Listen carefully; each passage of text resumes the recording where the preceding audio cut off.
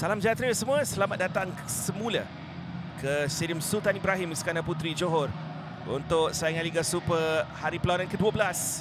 Johor Darul Takzim pendahulu Liga melayani kunjungan pasukan Kelantan The Real Warriors.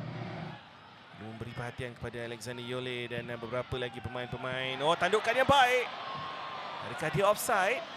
Nampak seperti tidak ada bendera di situ. Satu tandukan bebas. Lihat sekali lagi, dia seperti bermula dalam kedudukan offside. Dia nampak bendera dinaikkan oleh pengadil. Semakin kuat kita dengar seruan daripada penyokong-penyokong JDT. Manuel Hidalgo masuk ke dalam percubaan dan akhirnya jaringan yang berjaya dihasilkan daripada Jairo da Silva. Satu cross ke far post. Manuel Hidalgo dan Jairo. Right place at the right time.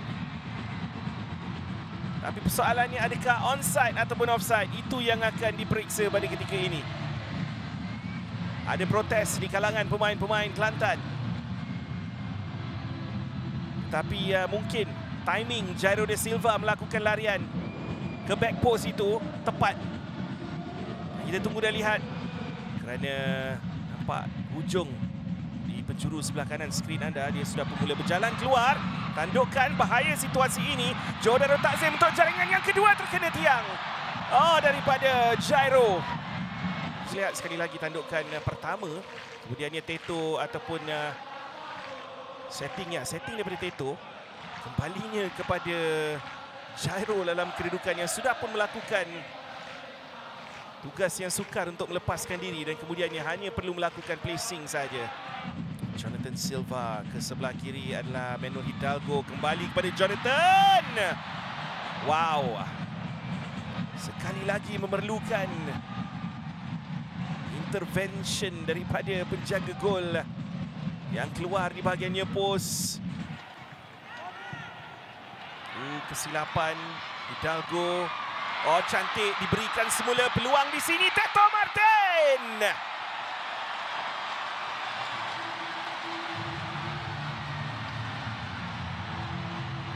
Dia menunggu saja untuk peluang itu dihasilkan.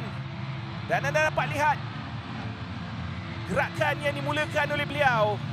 Dan akhirnya disudahkan oleh beliau dengan bantuan Jairo da Silva. Kepada Teto Martin. Cantik permainan JDT. Ada ruang di sini untuk Jonathan Silva. Oh, lihat Hidalgo. Ada space cut back. 2-3 pemain JDT yang beratur di belakang situ.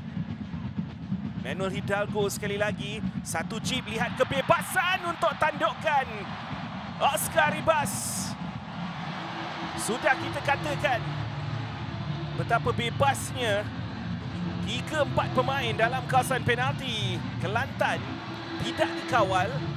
Dan anda sudah dapat merasakan Manuel Hidalgo akan menggunakan chip beliau yang cukup mahal pada hari ini. Sebelah kanan untuk Jonathan. Switch dalam permainan. Oh, peluang. Satu lagi jaringan. Terlalu mudah. Adakah Nazmi dalam kedudukan onside? Kerana dia sendiri seperti sedikit keraguan ada di situ. Tetapi akhirnya jaringan itu jelas.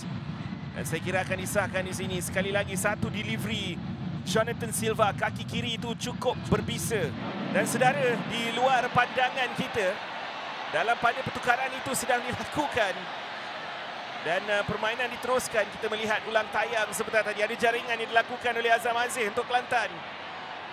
Oh, kita lihat bagaimana jaringan ini dihasilkan. Dan baru kita katakan JDT cuma bolos 4 kali dalam saingan Liga Super. Anda lihat dari sini, dari tengah Shian Azmi yang nampak seperti ada persamaan dengan gol yang pernah dijaringkan sebelum ini. Wang di sini. Mungkinkah untuk jaringan yang kedua? Satu try yang cukup baik sebenarnya daripada pemain berjersey nombor 19 itu adalah Syahir bin Saiful Nizam. Main bawah 23 tahun negara. Cubaan yang cukup kuat. Hantar ke tengah, tandukan Damianov menumbuk. Dan whistle dibunyikan untuk menamatkan perlawanan di Stadium Sultan Ibrahim. Joe Darul Takzim 4, Kelantan The Real Warriors 1. Sekian saja dari Stadium Sultan Ibrahim. Kita jumpa lagi di hari perlawanan yang seterusnya.